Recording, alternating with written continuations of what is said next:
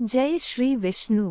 कार्तिक मास की 15वीं तिथि यानी अमावस्या तिथि एक विशेष अवसर है जब हम अपने पितरों की आत्मा की शांति और आशीर्वाद के लिए विशेष पूजा और तर्पण करते हैं।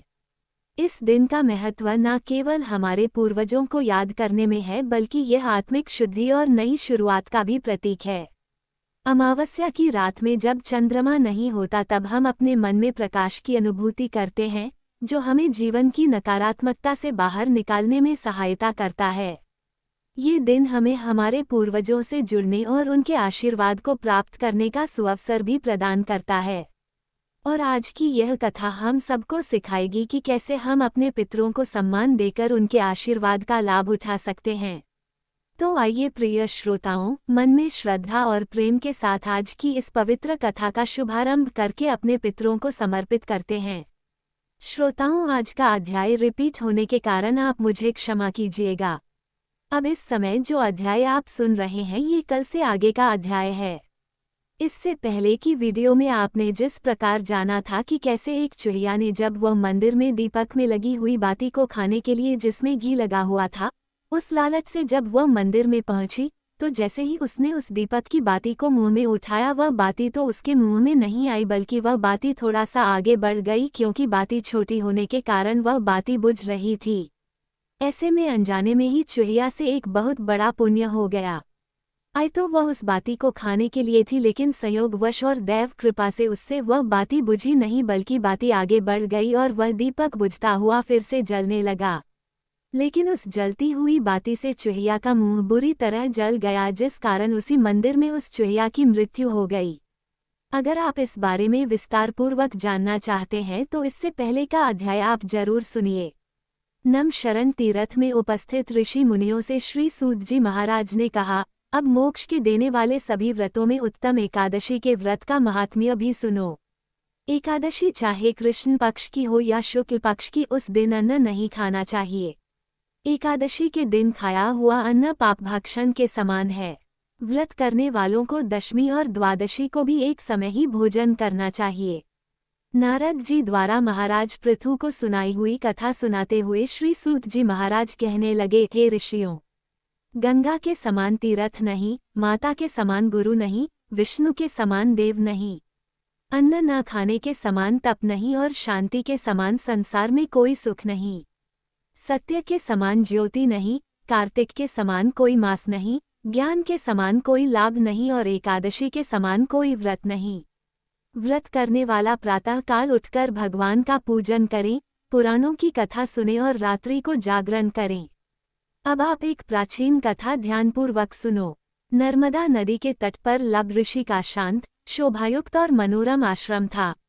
उनका पुत्र भद्रशल भगवान विष्णु का परम भक्त था। भद्रशल अपने साथियों के साथ भगवान की मूर्ति बनाकर पूजन किया करता और साथ ही उन्हें उपदेश दिया करता कि वे भी भगवान का पूजन करें और एकादशी का उपवास रखा करें। अपने पुत्र के चरित्र को देखकर लब ऋषि ने एक समय उससे पूछा, हे भद्रशल, तुम हर समय भगवान विष्णु की पूजा अर्चना में लगे रहते हो, यह उपदेश तुमको किसने दिया है? ये बात सुनकर भद्रशल कहने लगा, पिताजी, मैं पूर्व जन्म का वृतांत सुनाता हूँ। पहले जन्म में मैं चंद्रवंश में धर्मकीर्ति नाम का राजा था। दत्तात्रेय जी से मैंने शिक्षा दीक्षा ग्रहण की थी। साथ ही 1000 वर्ष तक मैंने राज्य भी किया था। अपने उस जन्म में मैंने धर्म और पुण्य के अनेक कार्य किए, परंतु बाद में बुरी संगति में फंसकर मैंने वेद मार्ग छोड़ दिया और पाखंड के रास्ते पर चल पड़ा। मेरे दुराचार को देखकर प्रजा भी पाप कर्म करने लगी, क्योंकि जैसा राजा करता है वैसी उसकी प्रजा भी उसका आचरण करती है। इस तरह धर्मशास्त्रों के कहे अनुसार प्रजा के पाप का 6ठा भाग भी मुझको मिलने लगा। एक दिन शिकार खेलने के लिए मैं वन को गया। दिन भर भूखा प्यासा रहा, खाने पीने को कुछ भी नहीं मिला। जंगल में भटक जाने के कारण शाम को मैं घूमता फिरता नर्मदा नदी के किनारे जा पहुंचा। उस दिन एकादशी का व्रत होने के कारण वहां पर एकत्रित अनेक वैष्णव भगवान का भजन कीर्तन कर रहे थे। भूख और प्यास से व्याकुल और थका हारा होने के कारण मैं रात भर वहीं बैठकर कीर्तन सुनता रहा। प्रातःकाल होते ही भूख और प्यास से मेरे प्राण निकल गए। उसी समय यमराज के दूत मेरे पास आए और मुझ पापी को मारते पीटते हुए यमराज के पास ले गए। वहां पर यमराज ने चित्रगुप्त जी से मेरे पाप और पुण्य का लेखा जोखा पूछा। तब चित्रगुप्त जी ने कहा कि महाराज, यद्यपि यह महान पापी है परंतु इसने एकादशी का व्रत किया था, रात्रि भर भगवान का कीर्तन भी सुना था। एकादशी को भोजन न करने के कारण इसके प्राण निकले हैं, इस कारण तो उसके समस्त पाप ही नष्ट हो गए हैं।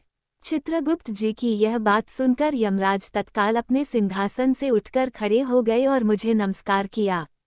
फिर मुझसे बोले, मुझसे बड़ी भारी भूल हुई है, आप मुझे क्षमा कर दीजिए।